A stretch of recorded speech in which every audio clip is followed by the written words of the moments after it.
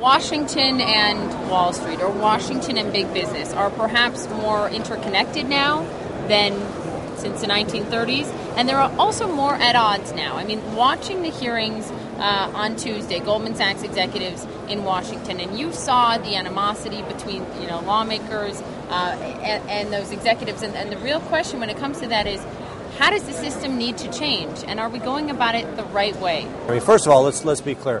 When people break the rules or break the laws, they should be punished. No issue whatsoever.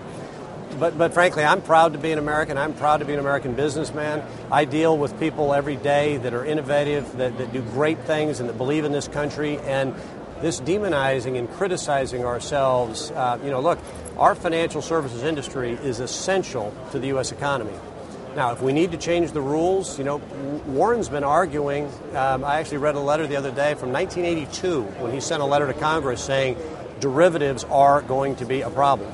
2001, he said if they're not properly regulated, you don't have proper transparency, you're going to have weapons of financial mass destruction. Sure. We still haven't done anything. So we need to solve problems and be prospective about doing that. But demonizing everybody is not a good idea. And you've also said when business misbehaves, lawmakers, regulators, they overreact. Are we seeing an overreaction right now? Because the Senate is debating regulatory reform, and whatever happens, whatever makes it to the president's desk will change our business landscape for the long term. That's right, but there needs to be a reaction to the bad behavior, and that's fine. And I think government was never intended to be a scalpel. Our founding fathers were genius at providing forums for disagreement and for discussion. I think it's unfortunate today that you're told you're not supposed to have a disagreement. You're not supposed to argue to get the best answer. That government's going to tell you what the best answer is. That's not what our founding fathers laid out. They didn't say that industry's right. They didn't say that investment bankers were right. But they also didn't say that politicians are right. They said, let's have a representative government. It's we the people, and let's argue this out. And they made a government structure that is inherently cumbersome, so that it's not easy to jam things through. Yeah, are you worried about overreaction? Because I want to focus on derivatives. This obviously has been the headline. Berkshire Hathaway has been in the news here. And let's set the record straight. I mean, what it seems is though Berkshire Hathaway does not want the need to post collateral on existing contracts, on existing derivatives contracts. And you argue it comes down to the Fifth Amendment, to the sanctity of contracts. Right. Exactly. I mean, it is not about getting something for Berkshire. I mean, you have to keep in mind there's $670 trillion of derivatives in the economy. Those are contracts that people like you and I entered into at arm's length with just like your home mortgage. The United States government didn't solve the mortgage problem by passing a law that said, you know what, everybody that's got a mortgage, write a check to your bank and pay down 20% of it. Why?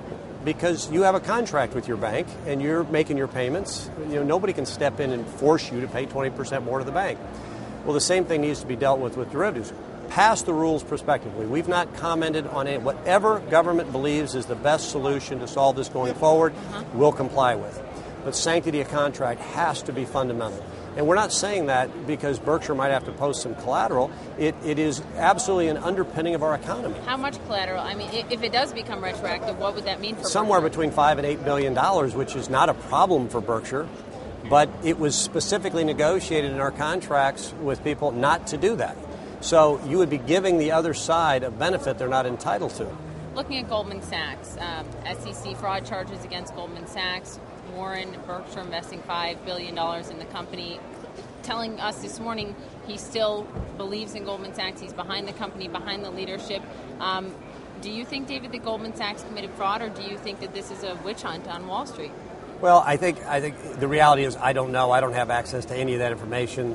Warren has that relationship and would have facts that I don't have. Again, I think if people broke the rules, they should be punished for it appropriately, pursuant to the rules. And I know Warren agrees with that completely. And I'm not here to defend Wall Street, but demonizing our system, demonizing success, demonizing proper American industry. I just don't get it. America was built on the free enterprise system that anybody in this country has the opportunity to do things.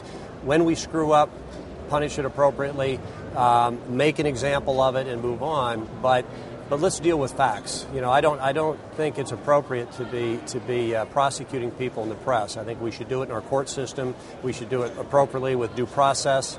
And again, if they broke the law, people should be punished for it, no question. And cap and trade coming to the surface once again. Your thoughts on that? You say we need to get something through Congress. You don't necessarily need to push it all through right now. Well, let me call it carbon restraint, climate change legislation, because I think the term cap and trade has been used as though it's the only answer.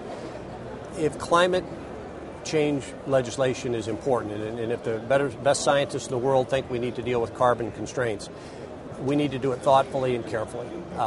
We're not opposed to it at all.